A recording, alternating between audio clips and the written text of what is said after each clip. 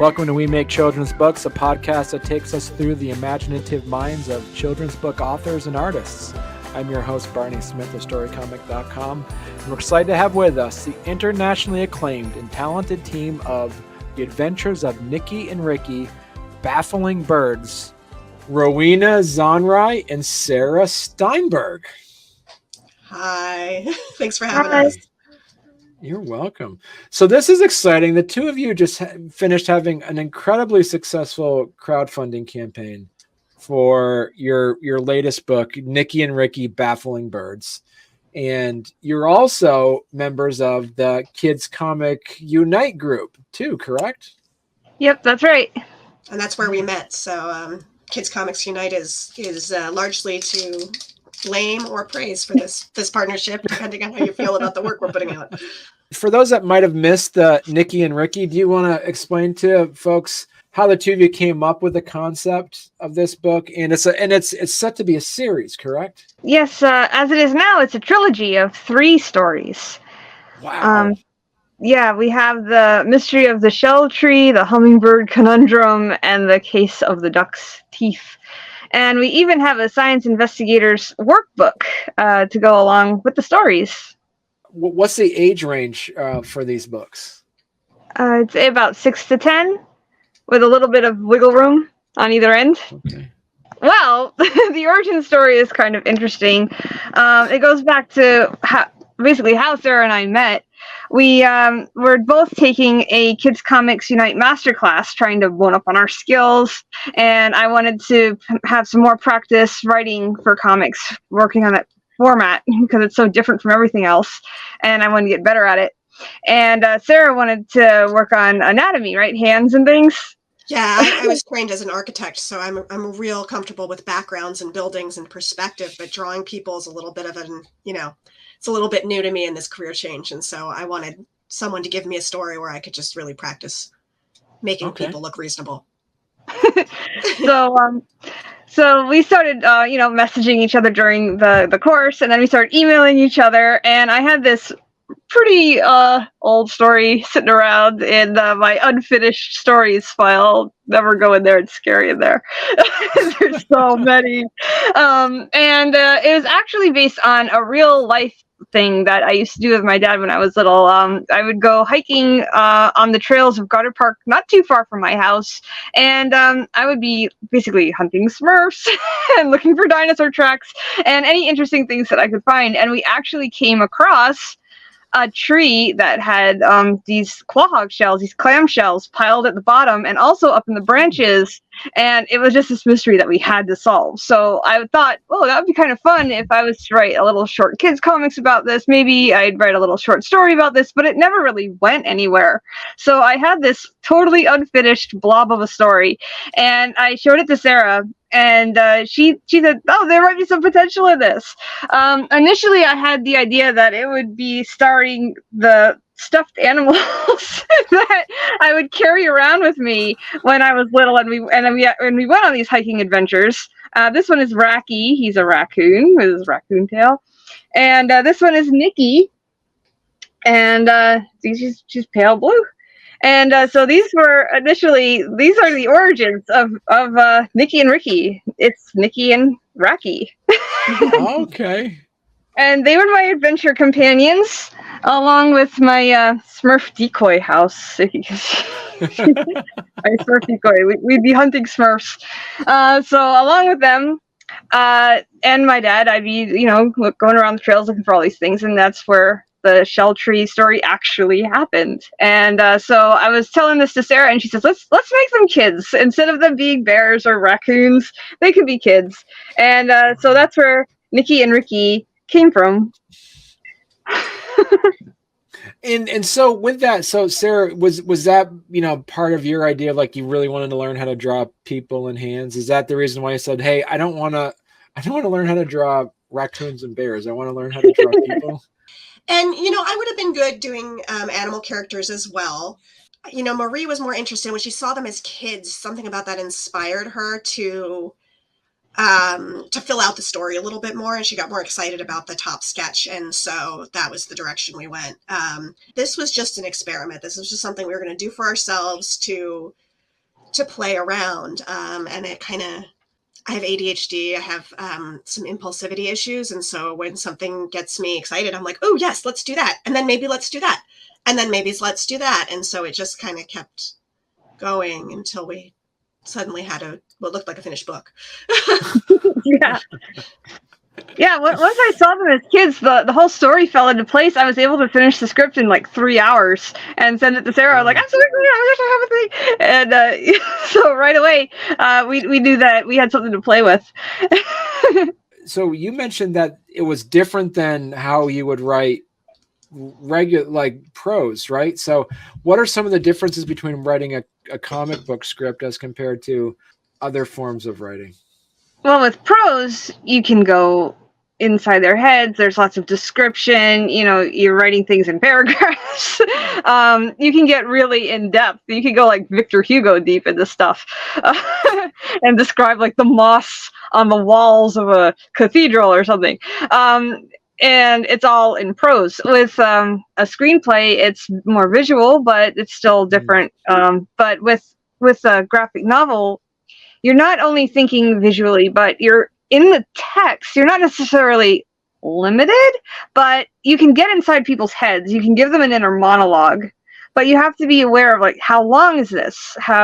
You can't have tons and tons of text. I mean, technically you can, but then it would end up being something more like a hybrid. So you have to think really carefully about what they're thinking, how they're feeling, what they'd say, what their voice is like. And then you have to think, how am I going to pair this with images without stepping on an illustrator's toes? So you have to be able to give the impression of what you want without going into that Victor Hugo Moss type detail. So it's very different from plays that I've written and from books that I've written. It's different from picture books as well. In a picture book, there's always an argument about, do you put in art notes? Or does the text give all of the emotion and all of, everything you need for the artist to fill it out? And once in a while, you really do need art notes.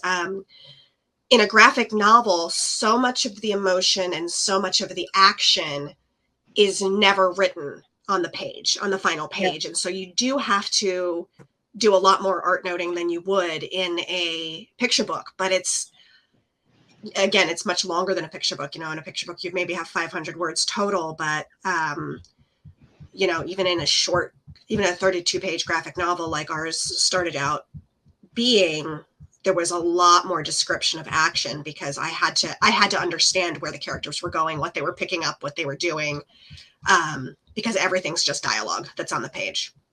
Yeah, right. It expanded very quickly from being about 3 pages to being about 9 pages long, just to explain everything and make sure everything was in place. Everything. It's all like it's pretty well planned, but then there's still that spontaneous aspect of what can happen when the art meets the words, and it's I think a little more of a 60-40 with the art to the words because the art adds so much to the words, and yeah, that's where a lot of the emotion comes through. That's where you see the action. So when you're writing them, you really have to think about that and still leave plenty of space for the artist to bring the magic. Right. Now, so Sarah, being an architect, I'm presuming you're not using SketchUp or anything when you do this. I'm sure they're using a different No. I have used SketchUp many times in my life. And, I think if I were doing a book with a lot of complicated architectural backgrounds, I might still hop back over there and, use the tools that I'm fast with. But no, I'm using, good old pencil and paper. The first draft of this book I did in watercolors and scanned. Okay. Way too time consuming. Love painting watercolors. Not going to happen. And so I'm actually redoing our first book right now in Clip Studio Paint digitally. Okay. All right. So this is something that you mentioned that both of you kind of like were deliberate in getting out of your comfort zones to actually expand your own profession in a way. As you said, Sarah, you're an architect, and then, Marie, you were actually writing more, expanding out, doing prose work. From prose. Yeah. Yeah. And nonfiction academic articles. things like that. Okay, wow. Right. Yeah. So a little bit different. Yeah, I've always been a writer and an illustrator as well. It's something I've always wanted to do, but I didn't go to college for it because, practical reasons, whatever. Everybody says you don't want to be a starving artist, go do architecture. That's kind of like illustrating. You get to draw and be creative, and it's true. It was a creative career, and I don't regret it. But I kind of hit my midlife crisis, I think, and decided it was time to aim back for my dreams. And so I started taking classes in picture books to be an author illustrator. And then kind of basically what happened is I wrote a manuscript that I wanted to be a picture book, but everybody said, no, you can't. Sorry, it's not going to fit. You're going to have to make this a graphic novel. So I ended up in the KCU classes to try to figure out how to make that a graphic novel. Right. And have you figured that out? I'm on a little bit of a deadline with my agent. She wants to submit it next month, and I don't know if I'm going to make it, but I'm working on it. So the process is that you had 3 stories in one on here for your crowdfunding campaign. Were there more scripts, and the 2 of you decided these are the 3 we're going to do with right now, or was this the 3 stories that were the only ones you came up with? I don't know. This is an experiment that grew really, really quickly. but we actually have an idea for 9 stories altogether. That's a potential thing. But they're in groups of 3. There's like a theme for each group of 3. So the first one was Baffling Birds, where a bird is the miscreant that they have to investigate for each of the first 3 stories. Like the shell tree, the hummingbird conundrum, the case of the duck's teeth. They're all birds. The next 3 would be mysterious monsters, where Nicki and Ricky would essentially have to debunk, like urban legends at school. Like, there's some kind of horrible troll under the bridge. Wait, maybe it's a snapping turtle. Things like that. And they're still nature mysteries. All of our stories are nature mysteries. They are centered around the scientific method, really. And it's a lot of observation and testing and coming up with your hypothesis and testing that. And then seeing what your results might be. Are you right? Are you wrong? And what does that tell you? Because it's not always bad to be wrong about your initial hypothesis. You can always change it and learn more from your results. So that's really the basis of, that's the foundation of the Nicki and Ricky structure. So the first one would be the Baffling Birds, then the mysterious monsters, and then the last one would have been living fossils. If we get to that, it would be living fossils, because there are plenty of fascinating plants and animals that are around today that were around gazillions of years ago and may have met a dinosaur. Their great ancestors may have met dinosaurs. So living fossils are still among us, and that would be really fun for them to investigate. Right. And it's actually one of the fun things that my dad likes pointing out when we go hiking. He's like, that's really ancient kind of fern, and that's really ancient there. And so, yeah. And so how did so as you mentioned through the putting in a STEM background to this, is that something that you learned through Kids Comic Unite, that it's really important to at an educational level to these stories, or is that just something that the 2 of you are passionate about? I think that's more something that we're passionate about. I've going back to school stuff, I trained as a historian, and that's why I have some, peer-reviewed articles and stuff out there. And I've taught history at the college level, and I've tutored from basically kindergarten through college students. And I just thought, if we're going to be doing this, and it's going to be with nature stuff, let's put the science stuff in it. And Sarah's all about that too. She's like, this is awesome, let's do this. And that's where the Nicki and Ricky Summer Science Investigator Society should come in, I think. If you want to talk about that. That was one of my ADHD flights of fancy, I think. I've got an 8-year-old, and I was talking to a friend of mine who also has an 8 and a 4-year-old about what would entice her to sign up for a mailing list for something like this. Right.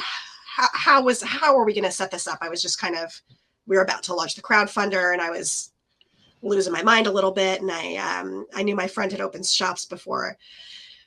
And she said very kindly, listen, I don't really sign up for newsletters. If you're going to get me to sign up for something, she's like, I would sign up for your newsletter because you're my friend, but Like most of the time, no, absolutely not, right? I'm not getting another piece of mail, especially if I know you just want to sell me something. She said, this really has to be a transaction. You have to be giving me something that's worth the trouble of reading an email. And so I thought, okay, what if, summer was about to start. The kids were all about to get out of school. We were all like, how did this happen? What are we going to do with them? Right. And I thought, okay, our kids love reading comics. That's the whole point. What about making comics? What about going out and doing science in their backyards and making comics about it, just like we're making comics about nature?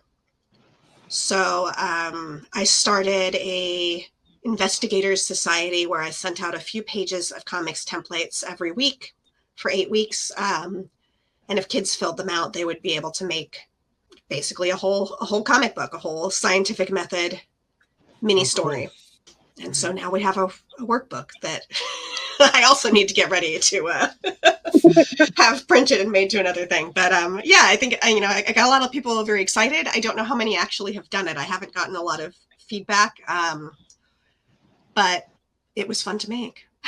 Right. And I think at least a few people will have done it. Here's hoping. And yeah, so the idea was that, just like Nicki and Ricky in the stories, they get to find a mystery, investigate a mystery, and make their own comic. Well, and I love that we're looking at here on your crowdfunder page, you actually have like a peek inside the workbook. So is that what you're talking about? So is that the workbook, or this is separate of the newsletter piece? Well, it's going to be part of the workbook. So that was the explanation page about each week came with a 1-page comic explaining what was happening inside those pages. And, what's a hypothesis? How do you say that word? What does it mean? What am I asking you to do here? We tried to have Nicki and Ricky do a little bit of an introduction there. Okay. And what made you give you the idea of the QR code? That's a really good idea too. We were talking about making flyers, and really we were just thinking about how to make it really easy to get people to our website. I was trying to be, I know as a parent and just as a busy person out in the world, like anything that takes me too many steps is just not going to happen. I'm not going to look at a poster and type in a whole website. And even if I do, I'm probably going to get it wrong. And then I'm going to give up and get distracted by something else. So, I decided to make a QR code. It just takes you to the website. So hopefully that's helpful. And so I'm also really curious about, it was a very successful crowdfunding campaign. What are some of the things that you're able to put in place? Some of the successful ideas and tricks that you're able to put in place So talk to us a little bit about the actual, the perks that you actually put in place in the crowdfunding campaign as well. Well, our initial goal was just to be able to make them as paperback books.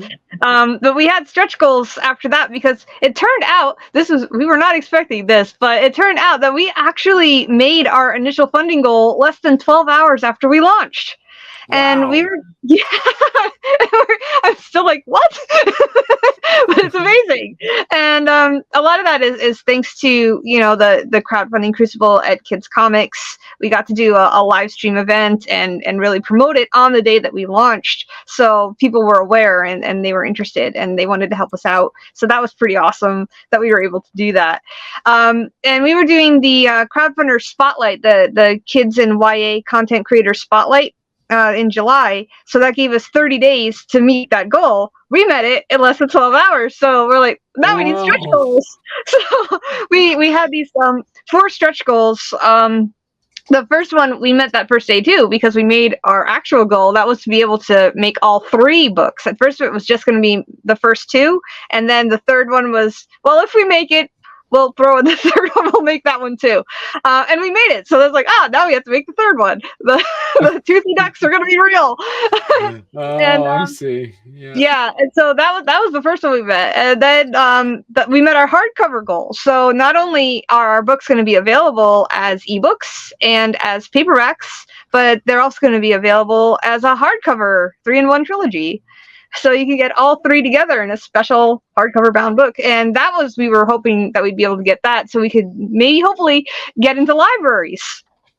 Right. Because when I went with our flyers with the QR code to local public libraries, and I was asking about, Nicki and Ricky, and if there were any, reading events or anything like that, they told us that they would be interested in the books as long as they were hardcover, because apparently softcover ones don't have a long lifespan when they start circulating. So that was one of our goals for the sake of libraries, but it's also pretty cool that it's going to be hardcover. And then the third one was being able to finish in time for the holidays so that everything would be ready for shipping by the holidays. And then the last one was our total pie in the sky one that we never expected to make, and that's a possible hopeful table at Comic-Con next year. So now we're like, hey, we might actually be able to do that. We might actually be able to meet in person, and that would be so amazing if that could happen at Comic-Con. I think we're definitely going to go and meet in person, whether we table or not. I agree. I agree with that. All right. Do all the numbers about that, but yeah. So that's basically where we are right now. We've got the 3 books that are going to be available as ebooks, paperback, and hardcover. And there's also the Science Workbook that is available as an ebook, and also that will be available in paperback. Because people will probably draw on that, copy it. It's better off being paperback. Exactly. So Sarah, I'm kind of curious, because you did the 3 books. Did you see an evolution in your style as you were creating those? Well, they're not all done yet. So that's the real thing. We did the shell tree as this kind of personal project. We got it to a place where we were kind of happy with it. But yeah, I'd done that in watercolor, on actual analog paper. And over that year, I did take another class, and I did start to have some evolution in my style. We also did a comic that was in an anthology. We did a comics. Yeah. A 10-page comic for an anthology together, and I did that digitally. And I started to realize how much faster that was, and how much more marketable. It's a more marketable kids comics style. If you look at what's selling, if you look at what's on the shelves, most of them are digital, a little more flat than what I had done. So when we started this crowdfunder, again, this was just an experiment. We had no idea what was going to happen. I said, okay, I'm going to start redoing the shell tree. I'm going to start redoing the shell tree digital so they can all match. And as it stands, I think I've got 3 more pages to redo in shell tree. And then I have the other 2 yet to do. Because the Investigators Society, that was a comic a week for the last 8 weeks, that I wasn't anticipating. Like, that just kind of happened, and I got excited about it and made some promises, and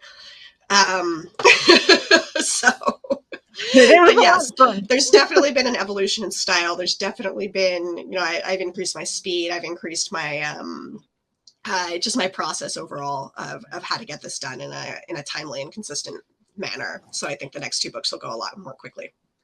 So I got a question. Same question for both of you, but I'll ask you first, Sarah. Now, working with Rowena, has this made you a better artist working with her? Absolutely. It's been so much fun, and I think what helped, and one of the reasons we wanted to work together was because I'm also a writer, and I'm working on some of my own author illustrator works, but a lot of those I have quite a bit of attachment to. I have a vision. There's something in there that it's got to be right before I put that out there. And so when we started this with no audience in mind, with just ourselves in mind, it really freed me up to experiment, to make mistakes, to not, to work fast and just see what happened, because I didn't have strong vision. I didn't have a strong emotional connection to it. It was just something we were doing for fun and for practice. And so that's made me a much better artist, because I'm less attached to every line I draw than I used to be. Right. And what about you, Marie, then? Or has working with Sarah, has that made you a better writer? I think so too. Yeah, because it's a lot of the same reasons.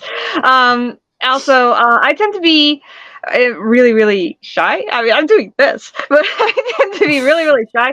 She's ADHD. I'm autistic, and we actually put a little bit of ourselves into our characters. So Ricky's got a little bit of my autistic obsessiveness and focus on details, and Nikki's got a little bit of her ADHD. Oh, look at that! Look at that! That's so cool. And then the thing is that the interesting thing that we found as we were creating these characters is the way that they click together like puzzle pieces, and they kind of fill in the parts that the other one might be missing. So if I'm like feeling super shy and nervous, she'll be like impulsive and she'll be like, let's just do this. And then I'm like, yeah, let's just do this. So that I think made me more willing to take risks with my writing. When normally I might just sit there for an entire day rereading the same paragraph and obsessing over each word. It's like, no, don't do that. Just go for it. And so that means that things get done faster and often better and with a lot less angst. and being able to share it right away is also really helpful, because then you get that connection and that feedback, and that gestalt thing happens when it starts becoming more than what you initially envisioned.